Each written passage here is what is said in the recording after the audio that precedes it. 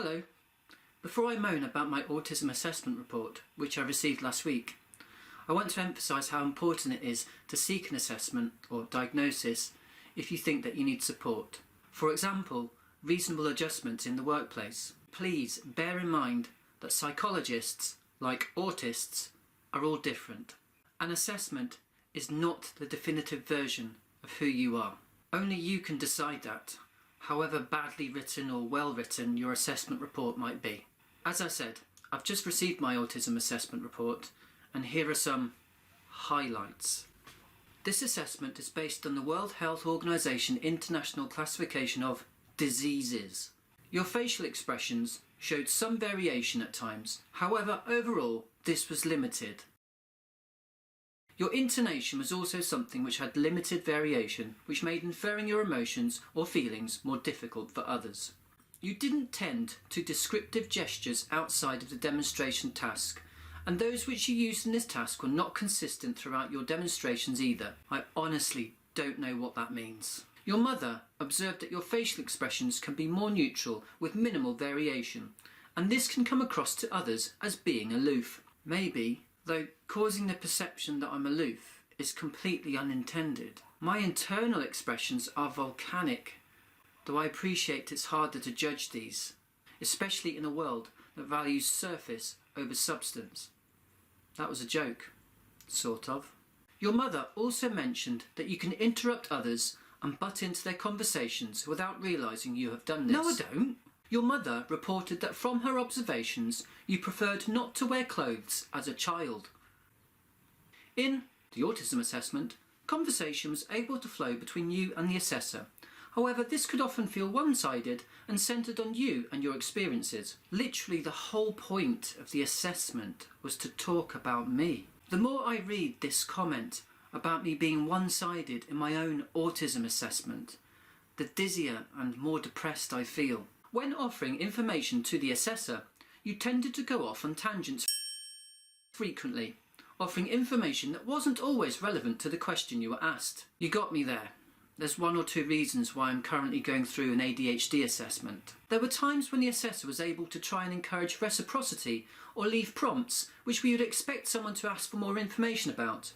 You tended to acknowledge these and then bring the conversation back to yourself. I think reciprocity also involves understanding that autistic people tend to be pragmatic, focused and averse to small talk, especially in an autism assessment appointment that may have taken decades to happen. Fancy feeling invisible for your whole life, and when you finally have the opportunity to talk about your whole life, someone, a professional, concludes that you talk too much about yourself. There was one occasion where you asked the assessor about what instruments they played. However, this seemed part of a preoccupation and interest for you, as you had also mentioned that you play instruments.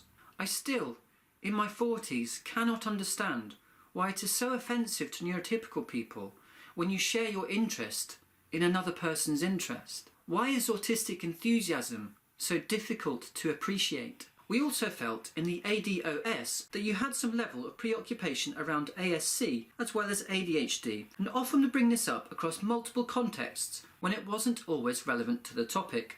Crikey.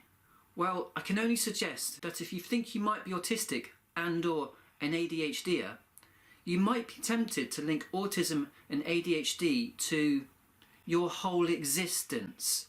It will be important for you, as well as your friends and family, to understand more about ASC and autism. I can think of a few people who would benefit from understanding more about ASC and autism. Hang on. What's the difference between ASC and autism? Words, words, words. Except they mean so much. We can write our own stories, but if you're autistic, you might have an editorial battle with someone who doesn't know you. It would be fine if it was just a story, but it's not. It's your life. A few years ago, an autism assessment letter was widely shared on Twitter. It was written by Vicky Bliss at Lancashire Autism Service. This diagnosis means your brain is simply wired differently from those who do not have autism. Because of sensory sensitivities and inattention to non-verbal clues, you might take in different information from your environment than a non-autistic person. Autism is not an intellectual disability or a mental illness.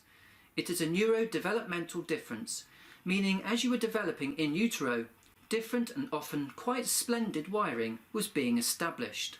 Splendid wiring. I love that.